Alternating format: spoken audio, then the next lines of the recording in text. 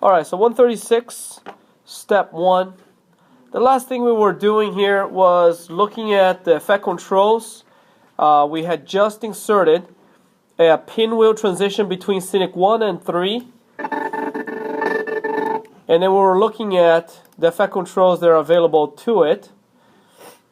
I don't have anything selected here. I actually have to have the actual transition selected in here. And that will open the options for the transition pinwheel. Okay? And then I also talked to you guys about how there's a playhead both on sequence 1 and also on effect controls.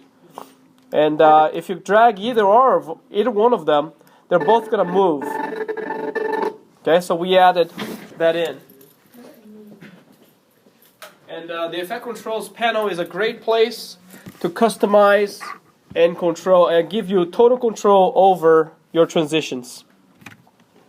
So anyways, on step number 1, we don't have to do that, it's already open. Number 2, verify the effect workspace is chosen, and it's chosen by selecting it and having the yellow outline around the panel. Okay.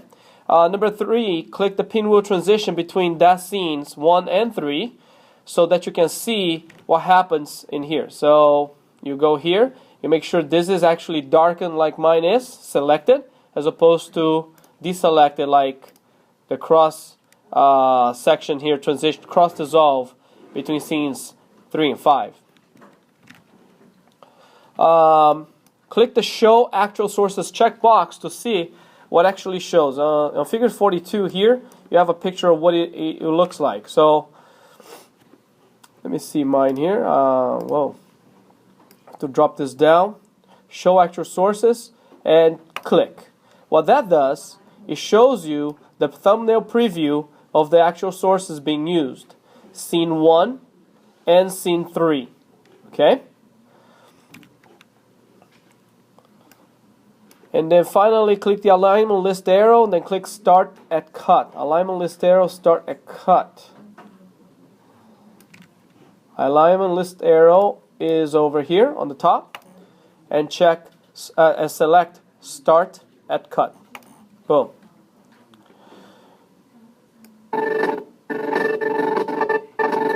Okay, so what that did, I want you guys to pay attention to my screen here. This is something that is not default behavior for this transition.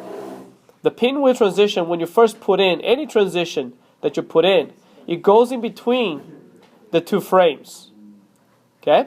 I will undo this and show you. I'll undo this, Control Z, and you see that the transition starts fading in while Scenic 1 is still playing. And then at the cut between the two scenes, the transition is halfway through. But when you choose the alignment on Effect Controls panel, you choose the alignment Start at Cut. Pay attention to what happens to the transition here. It starts only into the next image. Now, depending on the effect that you want to shoot for, that might or may not be something that you want.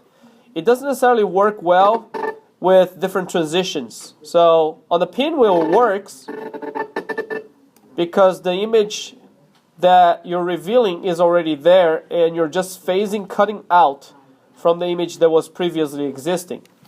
Okay, so it's just a judgment call that you have to make as a video editor. Alright, we're going to move on to page 137. And on page 137, step number 6, you click the custom button on Effects Control to open the dialog box for this transition pinwheel. Okay, so let's see here. We're going to click on custom button on the bottom here. Click on that. And what does it say? Number 7, type in 12 in the number of wedges to add extra wedges to the wheel and click on OK. So right now we have 8. Look at our wedges here on the source monitor. Here we have 1, 2, 3, 4, 5, 6, 7, and 8. By adding the number of wedges, we made it more, I don't know, just a different look, I guess. Okay, so but this is cool that it gives you several options here to customize this transition. Number 8, we can click on border width value and I'm going to type 2 2.0 to change the width of the border. So border width is right here. You're gonna see this a lot in Premiere. The border width options are gonna be when you click on top, you can replace the number, but you can also click and drag on top of it. If you click and drag on top of the orange number to the right, it increases the number. If you click and drag to the left, it decreases the number. Okay, so I'm gonna just leave it at 2.0. I just clicked and drag. I didn't go in there, click and type it in. Okay. All right. So what does the border do here? You're gonna notice that we added a stroke to our wedges. Right now they have a stroke of border color black. Just kind of interesting. It's a little different effect.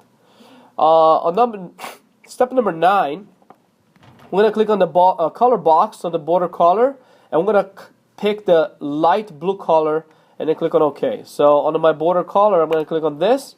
I'm gonna go for a light blue. Okay, so it doesn't need to be specifically exactly the same. I can go for a lighter blue, like something like this. It's up to you. Okay, they just want to show you that you can go from the default black into anything else. And now I'm gonna click on the play transition button on the effects control panel. Okay, so the play button is actually very on the top here, is right here, play the transition. And we can click on this and take a look at the preview here. It's a very small preview. I don't think anybody really pays attention to that. It's just as easy for you to go to the sequence timeline and click and drag the playhead, and you can see it. And finally, file and save, Control S.